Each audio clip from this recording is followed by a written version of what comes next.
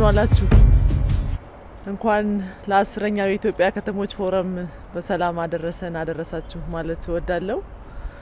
ለ10ኛ ጊዜ የሚከበረው የኢትዮጵያ ከተሞች ፎረም ቀን እንግዲህ ከአሁን በፊት እንደገለጽ ነው ህዳር 6 2018 አመት እስከ 10 ህዳር ከ6 እስከ 10 በሚለው ማለት ነው ለ5 ቀናት የሚቆየው የኢትዮጵያ ከተሞች ፎረም በአፋር ብሔራዊ ክልላዊ መንግስት በሰመራ ሎጊያ ከተማ ይካሄዳል።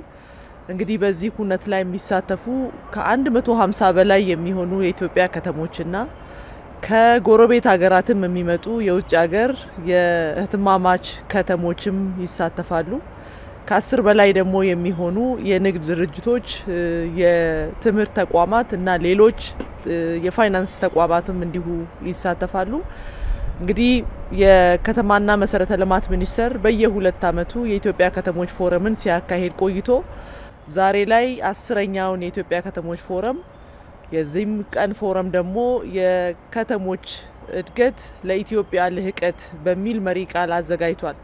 እንግዲህ የአንድ ሀገር እድገት የአንድ ሀገር ልህቀት የሚረጋገጠው በከተሞች እድገት በከተሞች የእድገት ጥራት ነው የሚወሰነውና ከተሞች እንግዲህ የሁላችንም መዳረሻ የእድገቶቻችን ሁሉ ማሳያ የብልጽግና ማሳያ ብሎ ፓርቲያችን በከፍተኛ ደረጃ ሲሰራበት እንደነበረ እናውቃለን። ያንን መሰረት አድርገን ካሁን በፊት ምናልባትም በክትመት ታሪክ በጣም ዘለግ ያለ ዘመንና ታሪክ ያለን ህዝቦች ብንሆንም ግን ደግሞ በከተሜነት ወደ ኋላ የቀረነበትና ታሪኮቻችንን የማይመጥኑ እድገት ከተሞቻችን ሳያሳዩ ቆይተዋል። እንግዲህ ይሄንን ምክንያት በማድረግ በተለይ በለውጡ መንግስት ከተሞቻችን የድህነት የመልካም ማስተዳደር እጦት የስራ አጥነት ማሳያ ሳይሆኑ የብልጽግና ማሳያ እናደርጋቸዋለን ተብሎ ከተያዘው ሞቶም እቅድም ፖሊሲ ማኳያ ዛሬ ላይ ከተሞቻችን በከፍተኛ ደረጃ በመነቃቃት ሂደት ውስጥ መሆናቸውን ማየት ይቻላል።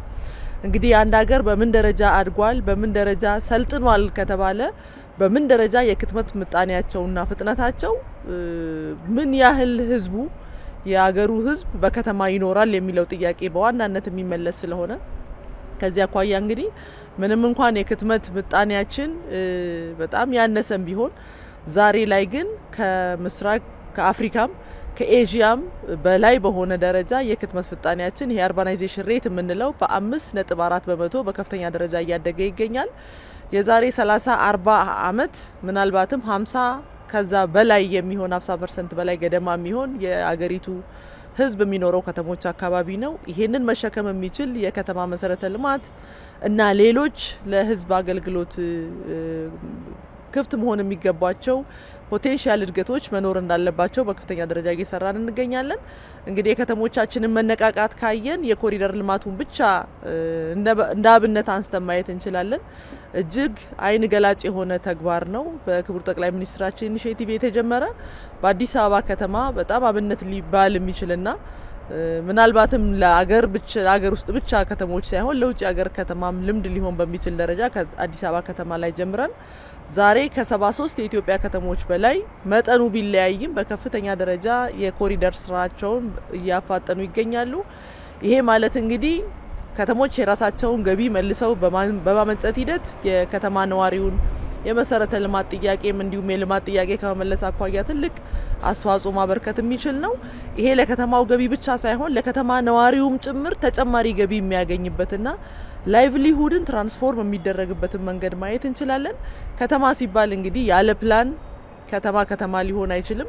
ፕላኖቻችን በስትራቴጂ ደረጃ የነበረንም ቢሆን 30-30-40 የምንለው የነበረም ቢሆን ግን መሬት ላይ ማውረድ ሳይቻል የተቀረበትና ዛሬ በኮሪደር ልማትና እንዲሁም በመደበኛ ስራዎቻችን ፕላን ህጉን በጠበቀ መንገድ ለሁሉ መሰረተ ልማት የሚሆን ስራ በከፍተኛ ደረጃ እየሰራን እንገኛለን። እንግዲህ ፕላንን ሬጉሌት ከማድረግ አኳያ ተግባራዊ ከማድረግ አኳያ እጅግ የሚያበረታቱ ድንቅ ስራዎች እየተሰሩ ይገኛሉ። እሱን እያሰፋን ምንቀጥልበት ነው የሚሆነው። 10ኛው የኢትዮጵያ ከተሞች ፎረምም እንግዲህ ማዕከል አድርገን የምናዘጋጀው ዋነኛው እያንዳንዱ የኢትዮጵያ ከተሞች ከተቀመጠላቸው ቴማቲክ ኤሪያና ከከተማና መሰረተ ልማት ፖሊሲዎቻችን አኳያ ስትራቴጂ ነድፈናል። በእነኛ ስትራቴጂዎቻቸው መሰረት ምን ያህል ከ10 አመት የልማት እቅዳቸው የትኛውን ግብ አሳክተዋል፣ የትኛውን በማሳካት ሂደት ላይ ናቸው፣ በዚህ ሂደት ደግሞ የገጠሟቸው ፈተናዎች፣ ተግዳሮቶች ምንድናቸው፣ ምርጥ ተሞክሮቻቸው ደግሞ ምንድናቸው የሚለውን ነገር እርስ በራሳቸው ፕላትፎርም ተበጅቶላቸው ትምህርት የሚቀስሙበትና እንግዲህ የጋራ ህትማማችነትን ከጊዜ ወደ ጊዜ የምናጠናክርበት አንዱ ፕላትፎርም ነው ብለን እናስባለን።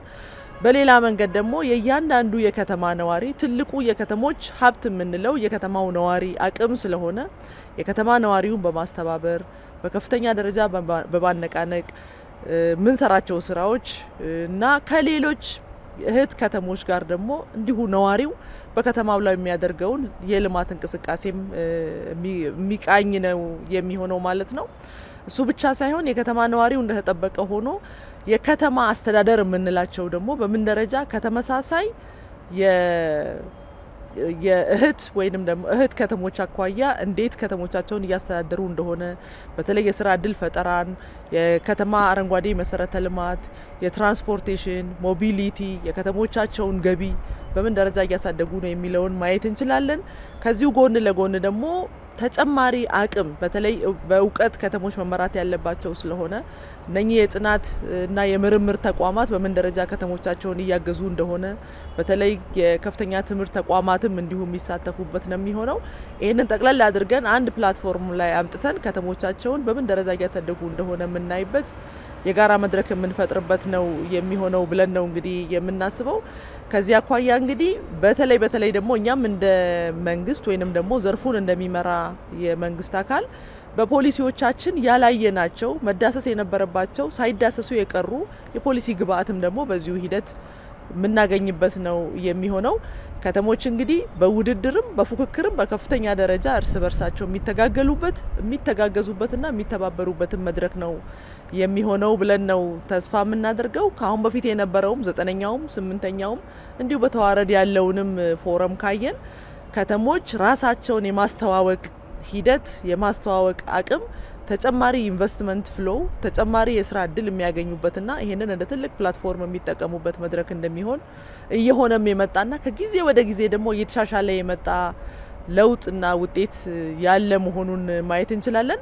እንግዲህ ዘንድሮ ለ10ኛ ጊዜ የምናከብረው የኢትዮጵያ ከተሞች ፎረም በተለየ ዝግጅት ምናልባትም የሰመራ ሎጊያ የአፋር ብሔራዊ ክልላዊ መንግስት ከ6 ጀምሮ እስከ 10 ለሚቆየው እንግዲህ መላው ዝግጅቱን አጠናቀናል። ከተሞች በሙሉ ሬጂስተር አድርገዋል። ራሳቸውን ወደዛ ሞቢላይዝ እያደረጉ ያሉበትና በከፍተኛ ጉጉት የሚጠበቅ ነውና እንግዲህ መላው የከተማ ነዋሪ ለዚህ ቀን በመብቃታችሁ እንኳን ደስ ያላችሁ እያልኩ ከተማውን ደግሞ የሚያስተዳድሩት የአስተዳደር መዋቅር ደግሞ ከጊዜ ወደ ጊዜ እያደገ የሚመጣውን የዜጎች ፍላጎት ለማሟላት እንዲሁም ደግሞ ዓለም አቀፍ ስታንዳርድ የጠበቁ ከተሞች እንዲኖሩንም ከማድረግ አኳያ ይሄ የኢትዮጵያ ከተሞች ፎረም ብለን ከጊዜ ወደ ጊዜ እያበረታታን እያሳደግን ይዘን የመጣነው ነገር ደግሞ ለዚህ ሁሉ መሰረት እንደሚሆን ተስፋ በማድረግ ነው።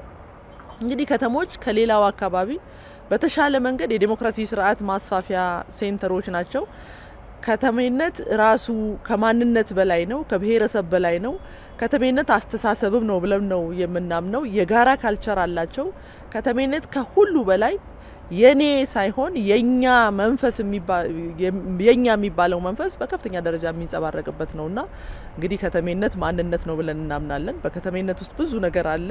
በከተሜነት ውስጥ አዳዲስ ሀሳቦች አሉ። ዓለምንም አገርንም መምራት የሚችሉ ሀሳቦች የሚፈልቅባቸው አካባቢ ስለሆኑ ይሄንን መመጠን የሚችል አስተዳደር እንዲሁም ደግሞ እንግዲህ ህዝባችንም በዛው ደረጃ እየቀጠለ ያለ ነው ብለን እናምናለን። ከጊዜ ወደ ጊዜ እያደገ መጥቷል። ከተሞቻችን በከፍተኛ መነቃቃት በከፍተኛ እድገት በግስጋሴ ጎዳና ላይ መኖራቸውን እንግዲህ ሁሉም የሚዲያም አካላት ህዝባችንም የሚመሰክር ይሆናል። ግን አሁንም መድረስ ከሚገባን አኳያ አሁንም ብዙ የቤት ስራዎች ያሉን ከመሆናቸው አኳያ ስራዎች መስራት ይጠበቅብናል። ይሄም አንዱ የኢትዮጵያ ከተሞች ፎረም እንግዲህ እንደ መሰረት የምንጠቀምበት ወደፊት ደግሞ ችግሮቻችን እያሻሻልን እያደግን ወደ አፍሪካ ወደ ዓለም የምንሄድበትን ፕላትፎርም እያዘጋጀን መሆኑን ለማንሳት ነው። እንግዲህ ዝግጅት በሙሉ ተጠናቋል። ሁላችንም ሰመራ ሎጊያ ላይ እንገናኝ። መገናኛ ቀናችን ህዳር 6 ቀን ይሁን ለማለት ነው። በጣም አመሰግናለሁ።